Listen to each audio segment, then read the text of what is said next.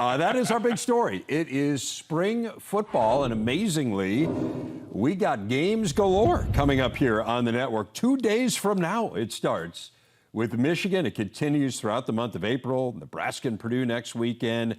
Goes all the way until the 30th when we wrap things up with the Terps and Gophers. You see all the teams that will be featured with their spring games. We're going to spend some time on both divisions. So have Howard here for a couple of segments. Let's start with the East, and I think we have to start with the defending champs, right? I mean, they have earned the rights, right? You win the Big Ten. Yep.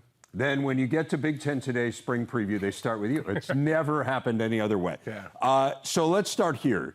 New coordinators, both sides of the ball. Yes. This, to me, is very interesting. One of them is expected, one unexpected. I think defense, Jim Harbaugh knew, that they were going to have to make a move. Offense was a surprise. I mean, we didn't know whether Jim Harbaugh would be back, frankly, for quite some time. So there's a lot going on, a lot of moving parts there in Ann Arbor. I think there are, and I think it's going to be one of these situations where the players are comfortable, at least with the offensive guys, because they're familiar with them. You think about Mike Hart, and we watched him run up and down the field, now stepping into the run game coordinator position. And now the guy who's going to be calling the plays has been there as well, coaching quarterbacks. So it's going to be fascinating. But you talk about on the offensive side, you've got some continuity there. You don't necessarily have anything to be concerned about at the quarterback position, although you would have loved to have seen some competition at that spot during the offseason, but you won't be able to see that in spring ball. Defensively, this is a team that loses an awful lot of production on the defensive side, and that's going to be tough to replicate and figure that out. But they've got young players. They've done a really good job of recruiting, so it's going to be incumbent on these guys to really do a great job this spring identifying not only who their playmakers will be on the defensive side, but also who those leaders are going to be, because the leadership is a void that they also lose. But you think about kind of when we would talk about Michigan last year, we always said when you start game planning against them, it starts with Hutchinson and Ojabo. Yep. And both those guys are gone, and Mike McDonald is gone as well. Jesse Mintzer coming over from Vanderbilt, so we'll see kind of what he brings and how the defense changes, although he has worked with McDonald before, so you expect there will be some continuity there. You mentioned quarterback, Cade McNamara certainly emerged. J.J. McCarthy out with the sore arm. Yep, had some surgery done, so he won't be out there. And I think a lot of fans, and I think even from our perspective, to see how they will continue to develop him. But there's no question, this position, the quarterback spot, is in good hands when you talk about Michigan. They're going to need some of those young receivers that stepped up at times last year to be able to do some of that same thing. And, of course, knocked off Ohio State, which is what got them to the Big Ten championship game and eventually to the college football playoff. So let's focus on the Buckeyes. I don't think there's any mystery here as to what the big question mark is going to be. It will be the defense. You have a new defensive coordinator in Jim Knowles. What's your sense of whether they can improve there and get back to playing championship level? Before I get to that, I think we're looking at this spring preview, and we're looking at Ohio State, but I think we have to look at the matchup that they have in week one, which is a huge matchup versus Notre Dame. And I think that's important because this spring, one of the things that Ohio State needed to answer the question were people didn't think they were very tough at the top, elite level. So that means it was incumbent on Mickey Marotti, the strength and conditioning, to really change that program up a little bit to get the most out of them. And it's not all of a sudden this was a soft team. I'm not saying that by any stretch of the imagination, but I think there were some things that I'm sure that they tweaked during the winter workouts, during the spring, to raise the elevation there. Justin Fry, who our guy Jerry DiNardo has some familiarity with, is going to come over and coach the offensive line. I think he's dynamic at that position, had a chance to watch some of his teams in the past, really does a good job. I think that'll be an improvement for them. But you think about it, it's still ultimately going to start under center, right? When you look at that team. They're pretty good there. They're really good there. Yeah. Again, elite wide receivers. They're going to lose 2 first-rounders this year, but they still have a couple of first-rounders that are sitting there. And you start to look at the number 2 spot, and you look at Marvin Harrison Jr. How about Smith and Jigba? Yeah, I mean, he's the number 1 guy. Yeah. Right? So I give you him. He's pretty good. He's real good. Yeah. And then you have Marvin Harrison Jr. stepping up, and physically, it's been a while, I think, since they've had a guy physically that's looked like him, right? That 6'3" body, that 210 guy that can really control things. But you're right. On the defensive side is where things have to be able to pick up. This team was missing that elite pass rusher that could get to the quarterback at any moment. And we had been spoiled for quite a few years because they always had a guy that was going to be able to do that. Last year, they didn't have that guy necessarily, so they had to manufacture some ways to do it. And I think that hurt the secondary in many ways. So with the new coordinator there, who really did an outstanding job in the Big 12 where they throw it around, but, he really improved that defense. So I think he's probably the right guy. So we'll see how they continue to improve. But I think it's still one of those things where they have to continue to be better in the trenches to be able to control the line of scrimmage. Because when we watched Ohio State at their best, that's what they've been able to do. Right. And they really have not they weren't able to do that the previous year. Oh, they got run over by Michigan, right? And gave up nearly 300 rushing yards in that game against the Wolverines. Michigan State was one of the best stories, not just in the Big Ten, but in the country last year. A team that had finished at the bottom the year before. They go on, they win 11 games, have a Doak Walker Award winning running back. Now he's moved on, Kenneth Walker III, so that's a question mark for sure. The secondary was not good.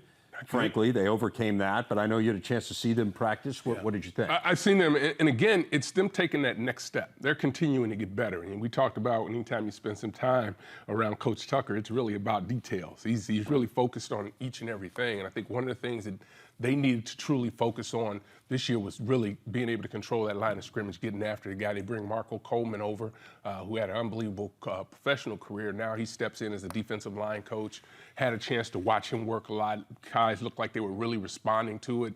They also have a pass rush specialist that's on the sidelines for him as well. So I think they're going to continue to make those strides. I think you mentioned Kenneth Walker. One of the things that's tough when you get a guy like Kenneth Walker, right? Everyone believes now all of a sudden you can go just pick that guy who's the next Kenny Walker. Yes. That ain't happening. Right. Okay, he ain't walking through the door, as they say.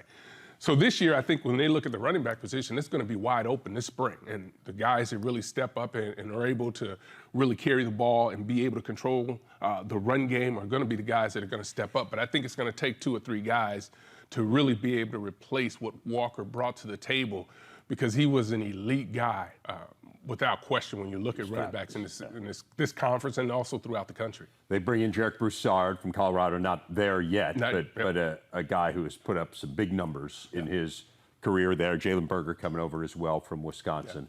I definitely want to ask you about Penn State. It was a little disappointing, I think. Oh, no question. Last year, as it kind of unraveled a little bit for the Nittany Lions. Quarterback position wasn't great. I still can't get over the fact that their longest touchdown run last year was 7 yards. I mean, that to me, like, if you would have told me that about Penn State football when we were there in the preseason, I would have told you you were insane, which I've probably told you anyway. This is true. Various times in the 15 years that we worked together.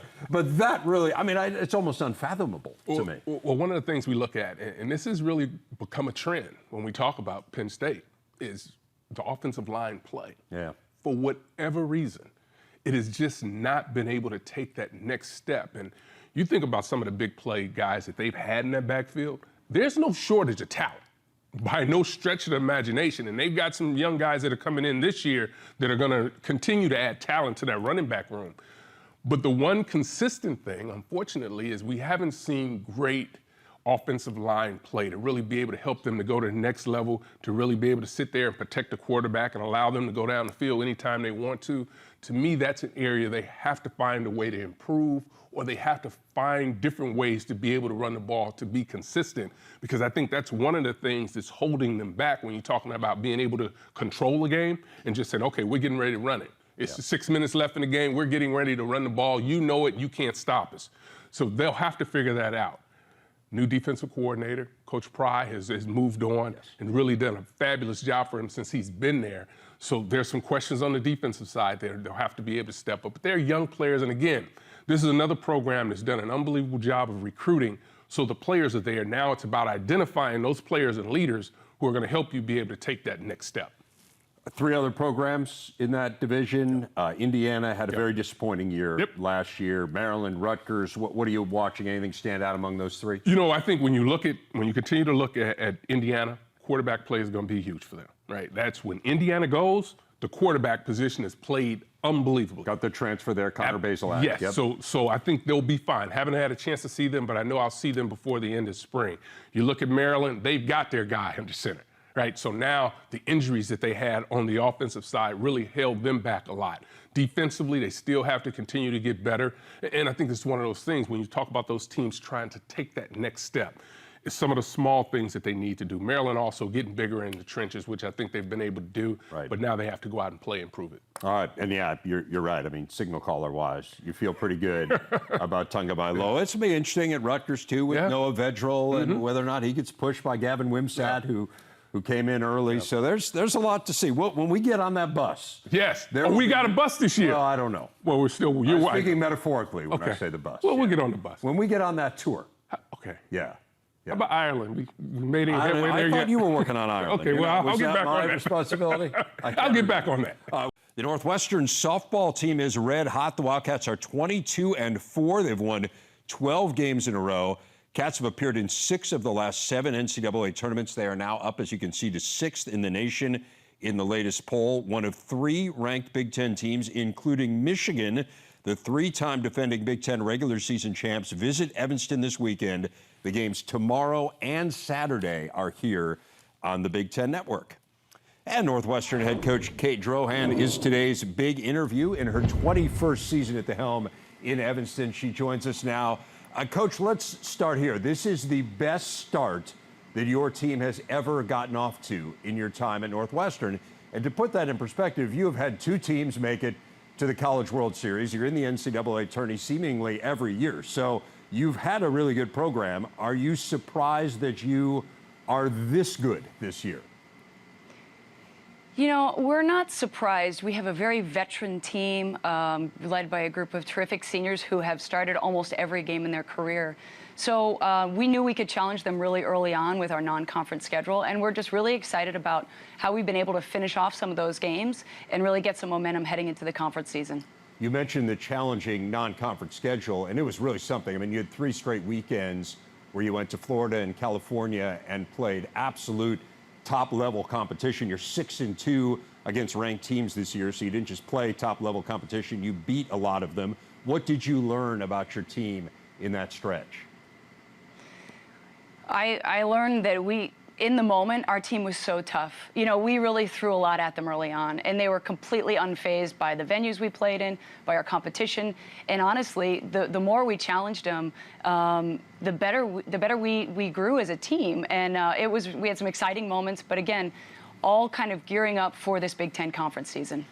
You have a fabulous pitcher in Danielle Williams. She has thrown a no-hitter this year. She threw a perfect game last year. You go through the NCAA stats. She's in the top 20 in innings pitched and strikeouts and ERA. She really is fabulous, and she's a former National Freshman of the Year, so she's been doing this now for you for 4 years. But give us a sense of kind of what it means to have an ace pitcher in this sport. We've had Danielle for 4 years, and you're right, she's got great stuff, like really dominant stuff, has a lot of different looks. So she could beat teams multiple times. But I feel like the difference with her this year and what's really setting her apart is her composure in her ability to finish games, in her ability to pitch through traffic, and just handle that big moment and that big stage. So we're excited about this weekend for sure. For those who don't understand this sport, maybe don't follow it closely and don't understand the workload, like how often can an ace pitcher pitch for you? You know, you can use them more often than you can typically in baseball, right? But still, we're looking to use her about every other day in the Big Ten season as we get going here. Okay. And I've noticed you use her some out of the bullpen as well. So what's the kind of balancing act there?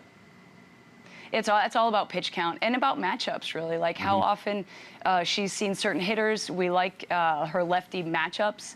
That's been really successful. So it's about using her in those moments where we've got to get one more out for the game or different scenarios like that. And again, she's been so tough in those moments.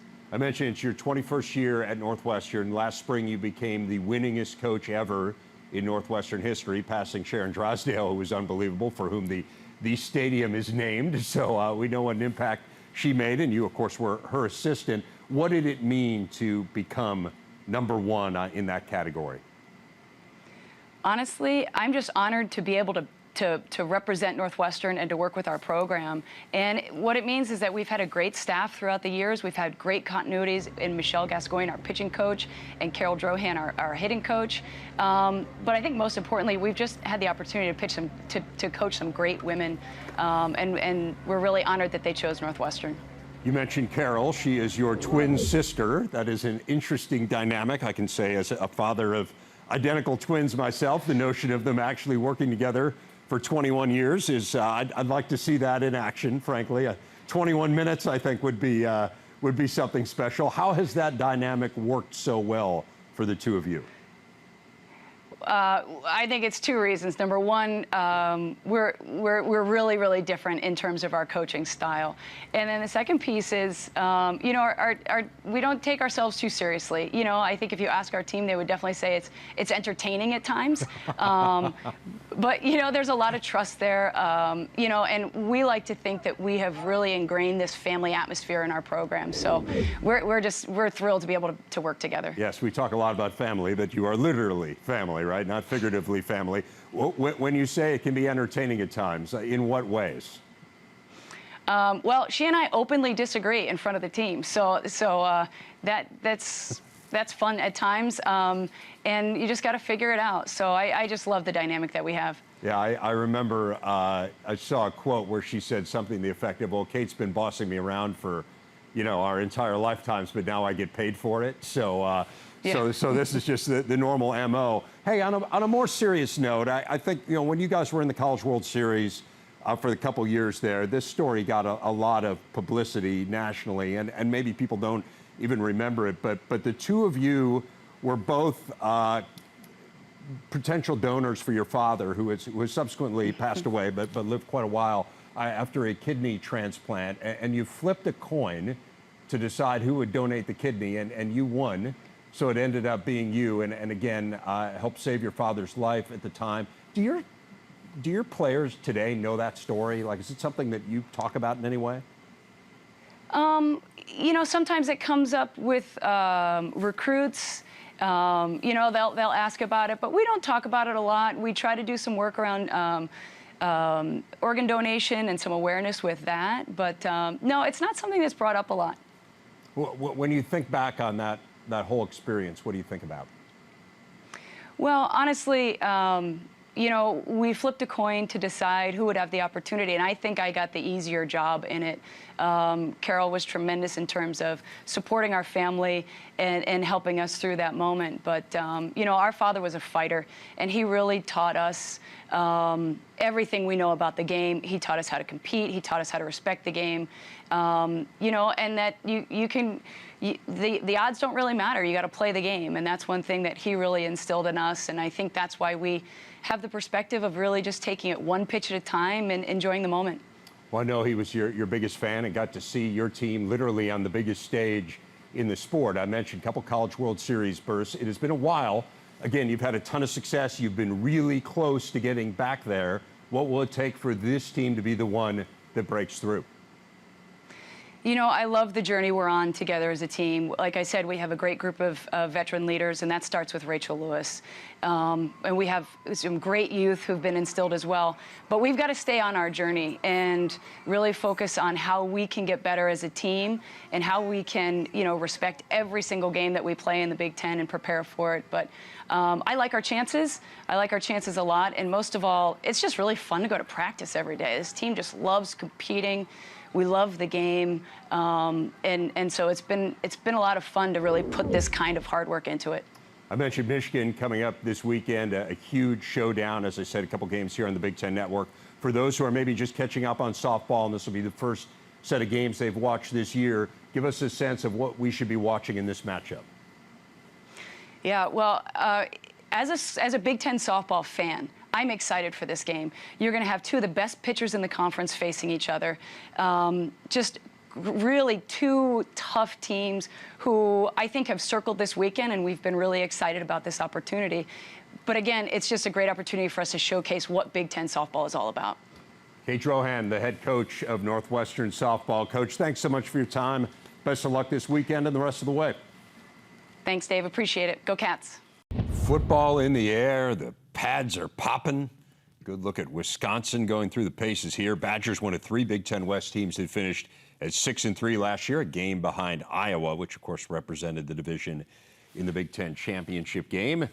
Howard rejoins me. We saw Wisconsin there, so we might as well start with them. And look, the offense is a story, right? It's got to be better than it was a year ago. They have a new offensive coordinator in Bobby Ingram, Graham Mertz back at quarterback. I know you had a chance to see them. What do you think there? Well, I think there's an opportunity, obviously, for them to get better. When you look at what was happening with them offensively, there were just untimely turnovers. I mean, they turned the ball over in the red zone on the 5-yard. I mean, it was just, you figure out a way to turn the ball over, they found a way to get that done. But you mentioned Bobby Ingram. I had a chance to watch him work a little bit, too, as well. And he was really involved with not only just the pass game, but talking to receivers, talking with the offensive line. Bolstad is back coaching offensive line, which is a big thing. Pretty good. For Badger fans who can go back a few years when he was coaching offensive line, those guys really were playing at a high level. So they'll have to get that figured out. But you're right, it all starts under center. And it's hard for me to really make an assessment because it was practice of where Mertz is. We know how talented he is as a quarterback. The question now, has he learned from some of the mistakes that he went through? And last year was a hard year for him, not just on the field, but off the field, because you had to deal with all the criticism. So he's had to grow as an individual and as a player. So what will he be able to do with that? Will he be able to take that and really be able to learn and what he needs to do to take care of the football? You look at him from a defensive standpoint, listen, Jim Leonhard, everybody loves him. We know what type of coach he is. He can coach him up at any position, really does a great job, but he's going to have a young They lost linebacker. a lot, huh? Yeah, you're talking about production. Yes. But it's still one of those situations where you don't really worry about it because, you know, Coach Leonhard has figured out how to do it. It was also interesting, too, and I think Coach Chris is maybe taking a step back is probably the wrong word, but he's allowing his coaches on the offensive side to go coach. Just go do your thing. I trust that I've hired the right people. Everybody's in the right spot to go out and really allow this team to take that next step. And I'm not at all saying, I have to be careful here, I'm not saying that him being involved was a problem, because absolutely it wasn't. But I think sometimes as a head coach, you have to rely upon the guys that you've hired to run this program and let it go, and you kind of oversee. And it may be a little bit of a different step and a different approach, but it was a spirited practice that I was there for. They were throwing the ball. The secondary was making a lot of plays. They need to find a number 1 receiver. I like the opportunity that they have, a transfer that came from UCLA, from East St. Louis, that's now their 6'3" guy, looks the part, can run. So I think he'll give them some help. But I said all of that, starts under center. That's where it starts when you want to make that run. And he'll turn around and hand it off to Braylon Allen quite a bit, and that's a pretty good strategy. What about Iowa? I mean, you know, kind of the same issue in some ways. How do you get better offensively? Well, I think, is it a quarterback competition going on? I don't know. You don't know, I right? mean, it seems like it is, right? Well, you don't know, but we'll have to see. Brian Ferentz is going to be coaching quarterbacks now, so he's going to have his hand right in that as well as also calling the plays. So they've got to get that consistent play. They've got to find that number 1 wide receiver. They've got to replace that interior offensive line, which, you know, at times was playing well, but really to have a first rounder in that group and still not be able to dominate when you wanted to, it's tough. Who's going to be the next running back that's going to step up? Goodson really did a good job running the football, also being able to catch the ball out of the backfield. So he gave you that well-rounded, all-purpose back.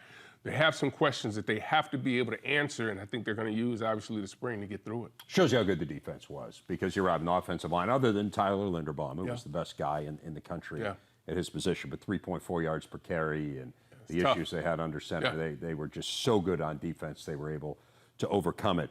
Minnesota, to me, is a really interesting story. Kirk Ciarrocca back, teaming up with Tanner Morgan. We know how good they were as a combo. Got to feel good about that. I'm fascinated. I mean, they had so many running backs go down last year, but Mo Ibrahim, he's back. In theory, is back. Hopefully, he's healthy. Yeah, I hope so too. It was really tough to see him go down, but.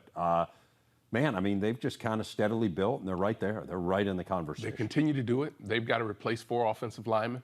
You know, they've been able to run the ball. They did a really good job of running the ball, even though they had the injuries at the running back position last year. But they'll have to replace 4 of those guys up front. Have they been able to go into the portal and find some guys? You have some young guys that they've been able to get better at that position. But I think the story is Coach Ciarrocca coming back and teaming up with Morgan, because when we saw him playing at his best, And there were some games 2 years ago where there was no question he was arguably the best quarterback in the Big Ten. The timing was there, the receivers were there, Altman Bell was back. Can he take that next step, staying healthy? So there's some reason to be excited back there in Minnesota once again. And this is a team that they're going to work hard. They're going to build. They've just got to be able to translate that to the field right now. Purdue had an unbelievable bowl win. I mean, were it not for the Rose Bowl, which was one of the great games of all time, I think you'd make an argument that Purdue's bowl win was the most exciting of the bowl season. And I know you had a chance to watch them as well. I mean, this team still has to figure out a way to run the ball. Yeah. But man, they've gotten better. It's still going to be a little bit of a challenge, I think, going into next year, trying to find out how to run the football. They're going to have to continue to be creative and make that happen. But this is a team that it's different, right? So I think when you look at a team like Purdue, they don't have as many weapons as say, some other programs. So during the spring, they have to be very careful, right? You have to be able to get these guys to the summer, be healthy. You don't want to take on injuries. So I think they may have a different type of philosophy of the way they're going through their spring football and how they approach the summer as well. Because at the end of the day, the most important part is to be able to get them to play on Saturdays and be ready to go at a high level. And we've seen this team. We talk about O'Connell. I mean, what? Talk about a quarterback that can get hot for you? Yeah. He can do it, and they have the receivers there. They have defensive players that can step up and make plays. They've started to make some changes over there as well. Garrett McGee is the wide receiver coach now, who spent a little time in the Big Ten, now is back. So they've made some changes on the coaching side, which I think will help. But to me, as we continue to talk about this, it all starts with whether or not you have the ability to have a difference maker under center, because that's what you need to be able to do to be able to go out and score points. Well, it's interesting you mentioned Garrett McGee because he was at Northwestern, was at Illinois as well. We haven't talked about either of those. Nebraska. I mean, I think all three of those you could make that point you just made, which is what's going on under center. And if you don't know, then it's going to continue to be a spring of evaluating at that position. And you mentioned it, all those programs, when you look at Nebraska, they're probably going to have a different offensive scheme, different system, but they have players. That's the one thing we've known about Nebraska. You look at them during the recruiting rankings, you look at when we see them, they have the guys that are there. But this is another team that, from a penalty standpoint, just was not disciplined enough in a lot of situations. And this was a team that defensively, I thought they started to take some strides and were able to make plays, but they just could not figure it out on the offensive side. Again, another one of those teams that would turn it over at inopportune times, wouldn't give them that opportunity. So I think going with Coach Whipple, who I think now is going to be right? I mean, you look at what he did at Pitt last year. I mean, let's give Scott Frost a ton of credit because everyone knows what's going on here, right? I mean, he has to win this year, and in that situation to be able to go out and get a coach like Mark Whipple to run your offense and to be as good in the portal as he was. I mean, you have to feel encouraged in the offseason if you're a Husker fan just by some of the moves they were able to make under duress. I think absolutely. You have to be. But the issue has been, I think this is a team that we've been excited about since they joined the conference. And for whatever reason, right? But it hasn't been able to take that next step. But when you talk about being able to add a guy like Whipple into your program that's going to run your offense in this type of situation, you have to feel really good about where they're headed. Illinois changed offensive coordinators as well. What do you think about the Illini? Well, again, they've got to make some decisions at the quarterback position. They've got to transfer in from Syracuse, from Syracuse, who they're really high about. They've thrown the ball around. Peters has thrown the ball around as well. So Satowski's thrown it around. So I think they just have to find the right guy. And at the end of the day, if you don't have the right guy, I'll say it again, you got to find it, right? So they've been recruiting. Illinois has been recruiting the state a lot better than they have in recent years, so that'll bode well. But again, this is going to take some time. But again, if they can get the right guy under center, start to get some playmakers on the outside to make plays, run the football, which they were able to do at times last year, then you're in good shape. That's Northwestern story as well, quarterback. Although, unfortunately, defense was a huge issue last year, too. I mean, they were the lowest scoring team in the West, and they gave up the most points in the West. And that is uncharacteristic. I mean, we've seen them struggle at times offensively, but the defense fell off a cliff. Yeah, and one of the things, when we watch them, at least particularly for me, when I walk away from them, I was like, okay, they'll figure it out, right? That has always been my mindset. I know what it looks like today, but I'm not worried about it. They'll figure it out. Last year was the first year I was wondering how are they going to figure it out on the defensive side. And then they lose their All-American. this year, All-American safety to Notre Dame. But how are they going to really be able to stop the bleeding? I mean, because that's what was happening. I know they had some injuries on the defensive line, but it can't all be there. They've got to find a way to make plays defensively and get back to that. So that has to be the calling card if your offense is going to struggle. Because I don't know if they've identified the guy who is going to be able to take that next step at the quarterback position. And that's, at least since we've been covering them, the network, up until a couple of years ago, they've always been able to have a guy that made differences under center, and it really elevated the play around the guys around him. A little bit surprising. They should be able to run the ball. Two really good run backs, assuming Cam Porter comes back healthy. Yeah, you got to get that fixed. Two really good running backs, but you got to figure out a way to throw it. Yep. Got to stop some people.